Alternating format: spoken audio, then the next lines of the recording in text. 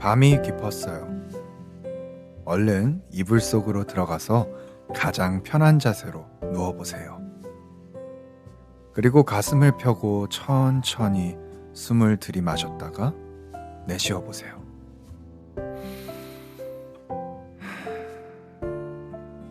이제 편안한 마음으로 눈은 살포시 감고 온전히 제 목소리에 귀 기울여 주세요. 저는 위너의 강승윤입니다. 원하는 바를 이루기 위해서는 인내가 필요합니다. 오늘은 수없는 인내의 고통 속에서 참고 참아서 그토록 원했던 행복을 찾은 소녀의 이야기를 해드릴게요. 지금부터 제가 소개할 동화는 안데르센의 백조 왕자입니다.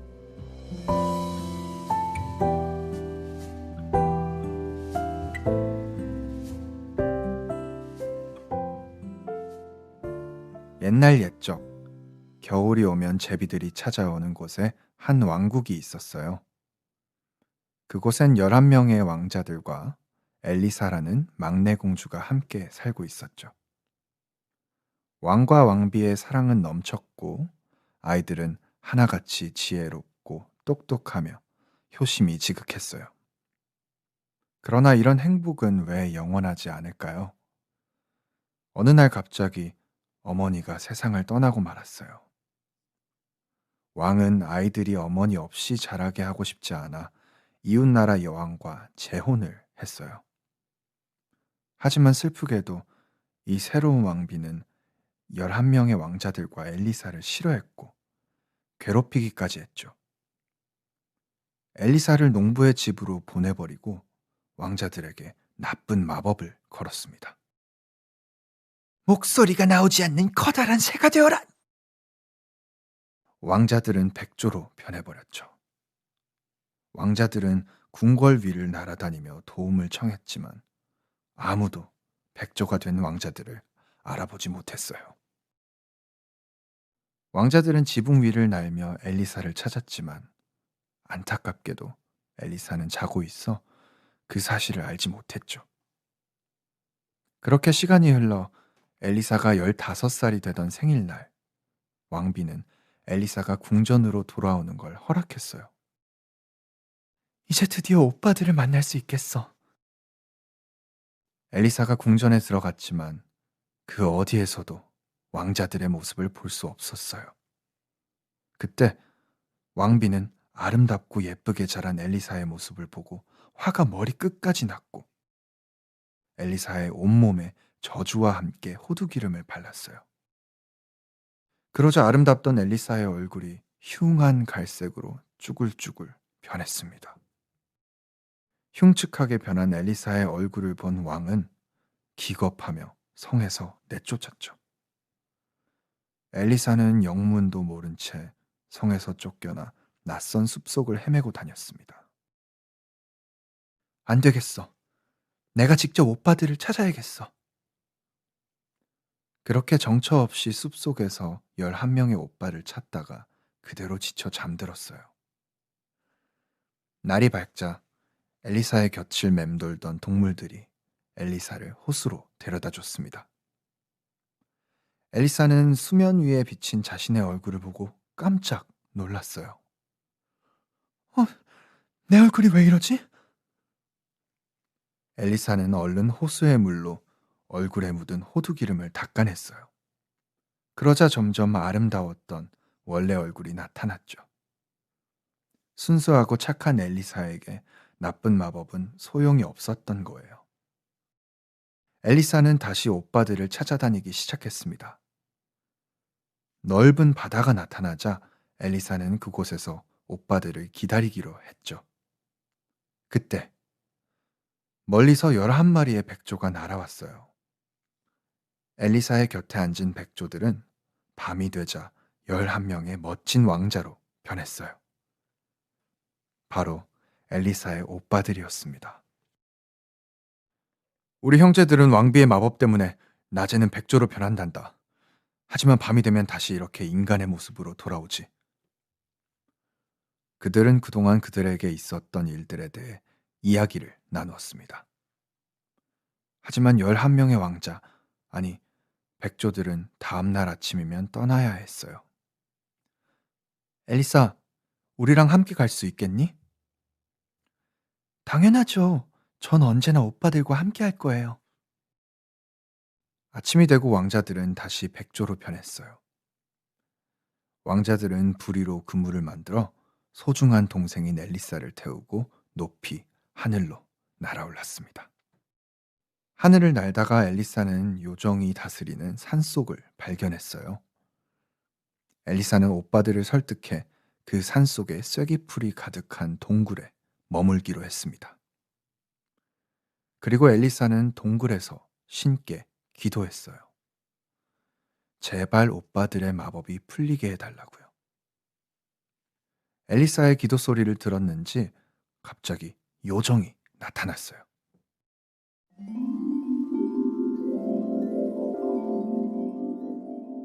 너에게 오빠들의 마법을 풀게 해줄 방법이 있단다. 이 쐐기풀들이 보이지? 이걸 이용해 긴 소매의 옷을 11벌을 만들렴. 그 옷을 백조 11마리에게 던져서 입히면 그들의 마법은 풀릴 거야. 하지만 기억하렴. 이 모든 일들이 끝날 때까지 넌 아무 말도 하면 안 돼. 말을 하는 순간 너의 오빠들은 살아남지 못할 거야. 눈앞엔 꿈속 요정이 말했던 쐐기풀들이 가득 있었죠. 엘리사는 신께 감사드리며 동굴에서 나와 옷을 만들기 시작했어요. 엘리사의 예쁜 손은 어느새 쐐기풀을 꺾으며 생긴 상처가 가득했습니다. 너무너무 아팠지만 오빠들을 생각하며 꾹 참았어요.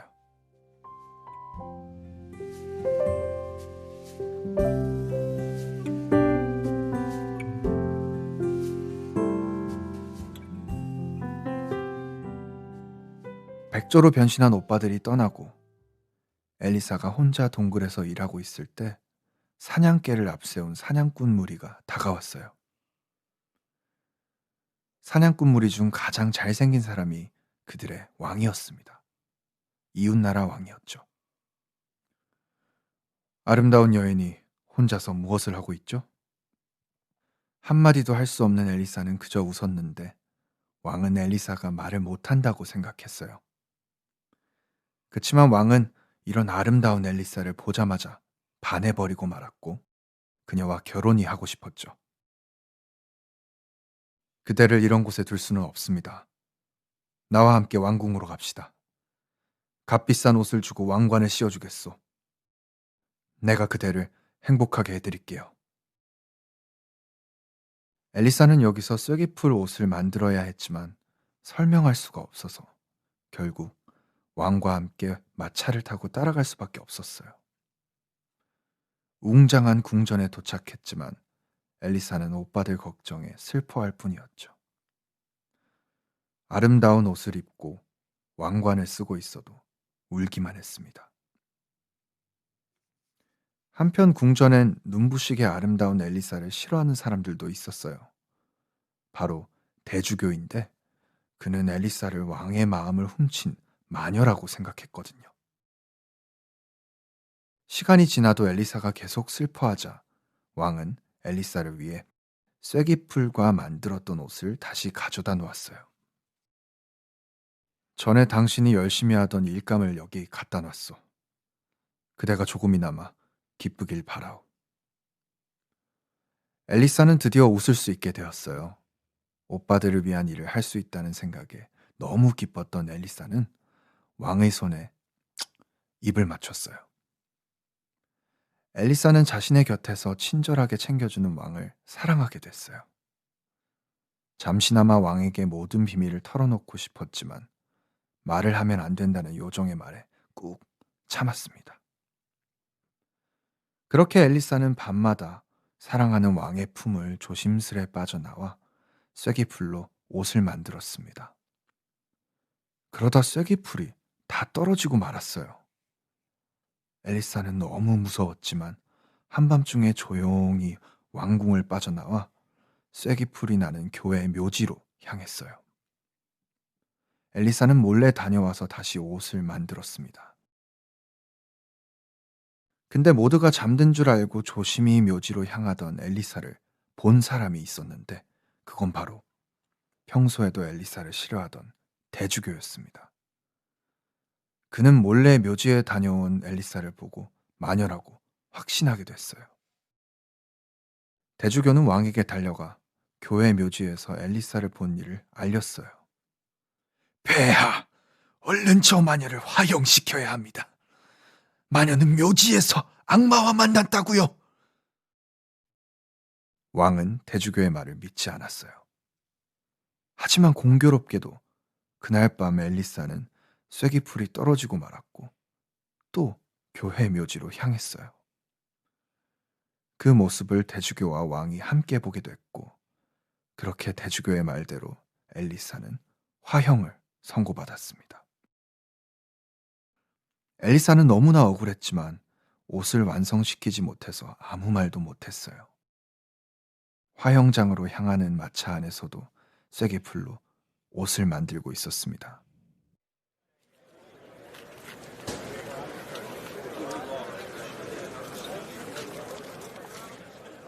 저 뻔뻔한 마녀 좀 봐. 죽으러 가면서도 이상한 저주를 하잖아. 마녀가 만들고 있는 저 옷이 불안해. 저걸 빼앗아 찢어버립시다. 사람들이 우르르 옷을 빼앗아 찢어버리려고 할 때 백조 11마리가 나타났어요. 사람들은 놀라 뒤로 물러났죠. 그때였어요. 드디어 11벌의 옷을 완성한 엘리사는 옷들을 하늘로 던졌고 그 옷을 받아 입은 백조들은 순식간에 잘생긴 11명의 왕자로 변신했어요. 이제야 말할 수 있어요. 전 억울해요. 죄가 없다고요. 지쳐 쓰러진 엘리사 대신 큰오빠가 그동안 있었던 모든 일을 설명했고 이 모든 일들을 목격한 백성들은 엘리사에게 존경을 보냈습니다. 이야기를 들은 왕도 엘리사에게 진심으로 용서를 빌었어요. 엘리사는 드디어 마음속에 평화와 행복을 느꼈습니다. 모든 게 끝난 거죠. 그렇게 엘리사와 왕은 11명의 왕자들 앞에서 성대한 결혼식을 올리고 행복하게 살았답니다.